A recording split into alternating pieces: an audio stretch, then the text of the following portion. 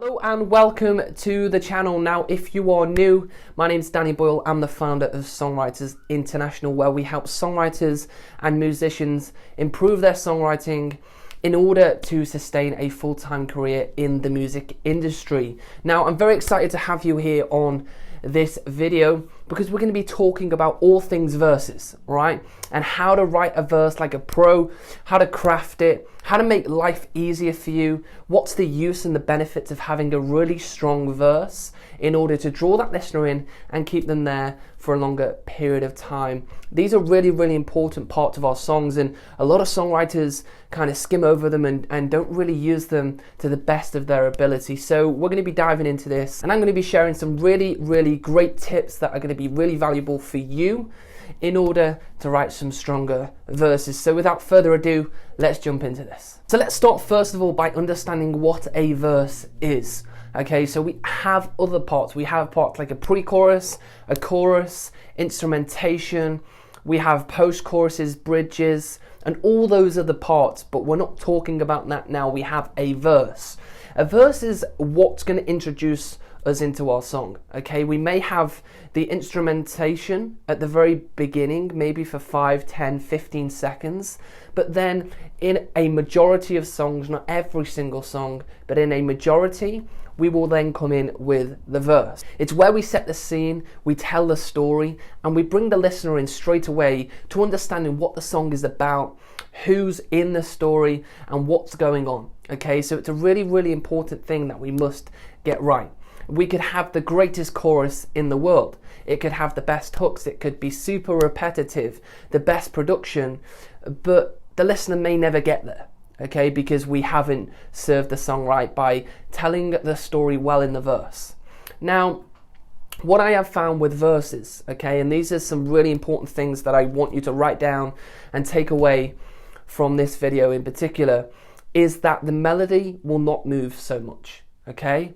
In a majority of songs, the melody in the verse will not move too much. It stays what we call as songwriters mainly static, okay?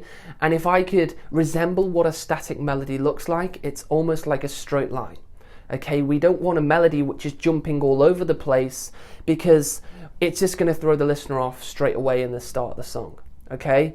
So it's really important. What it also will do, it will be much more descriptive in the lyric.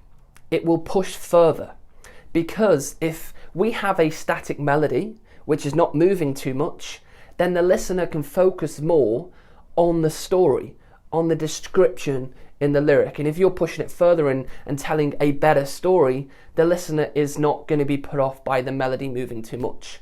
That's why in a chorus, and this would be for another video, but let's quickly touch upon this, that's why the chorus tends to have lyrics that are not up to a strong standard as opposed to a verse, okay? We tend to say more descriptive, detailed lyrics in the verse as opposed to that in the chorus, because the chorus purpose is it to be simple, repetitive, and hooky with a really catchy melody, okay? So the purpose of the verse is first of all for it to have a mainly a static melody that does not move too much, okay?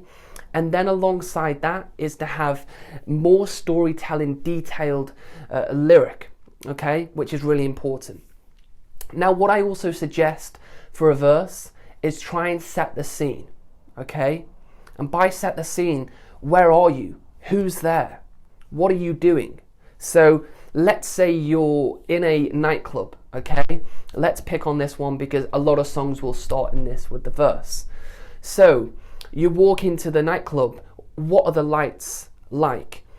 How many people are in the room? What are you drinking? Who are you with? All of these questions you can then start adding in to the lyric itself. Now, that example you could put in any other context. Let's say it's a song which is about having a broken heart and you've just finished a relationship with somebody, okay? So where are you? How do you feel? Are you really hurting?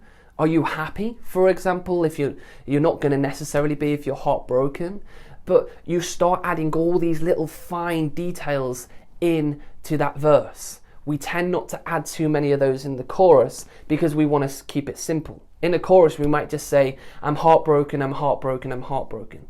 Because it's simple, it's easy to remember, and we can get a catchy melody with that.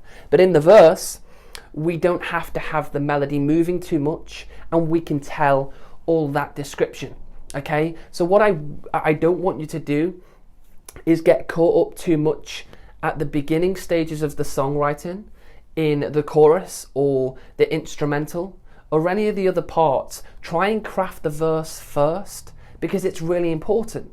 Like I said before, the listener may never actually get to the chorus, which may be 40 or 50 seconds in, because your verse is not strong enough.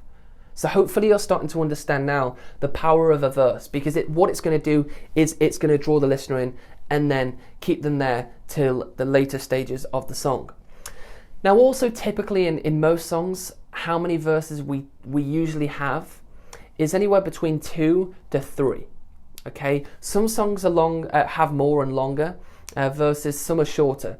In modern day pop, we tend to have 2. Okay, in some country songs and folk songs, you might have 3. In very small cases, 4, but I would say to stick to 2. You can't really go wrong with that.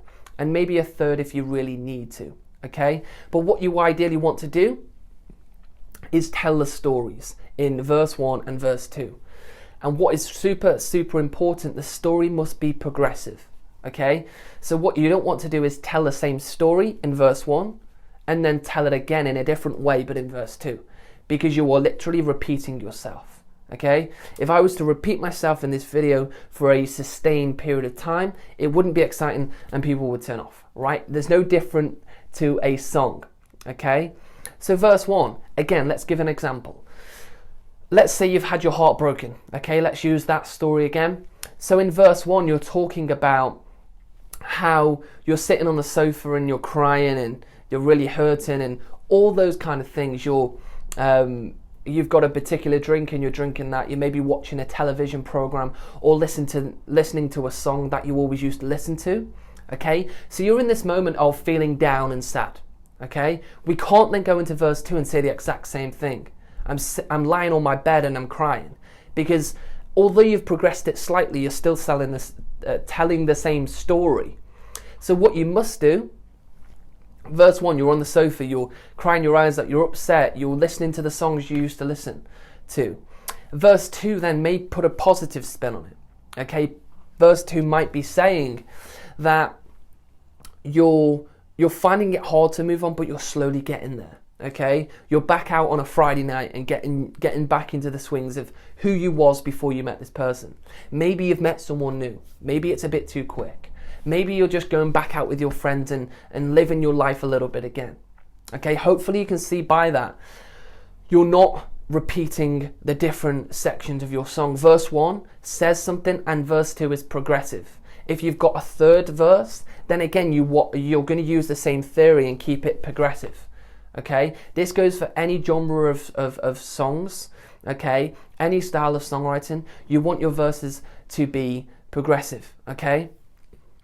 And what I also suggest, and this is a quick tip, this comes under what I call planning and preparation, okay?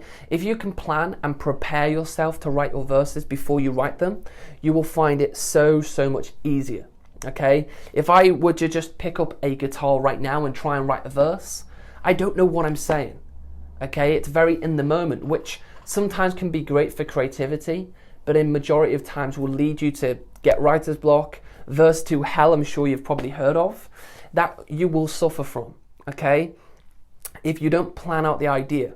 If you plan it, you know what you want to say, then you say it and the story takes shape far better, okay? Now what I would love you to do is go away from here and go and listen to some of your favorite songs and look at what they're saying lyrically in the verse. You will see all the description in a majority of songs will be in the verse, and the chorus will then be more simplified, at least to keep the listener engaged on the chorus. So they've got a simple hook with a simple lyric. Okay, so go ahead, craft your verses with this in mind. Static melody is usually quite straight. It's where we're going to tell the story because we're not moving too much melodically. Okay, we're not going to repeat ourselves in the sections of our verses. The story has to be progressive.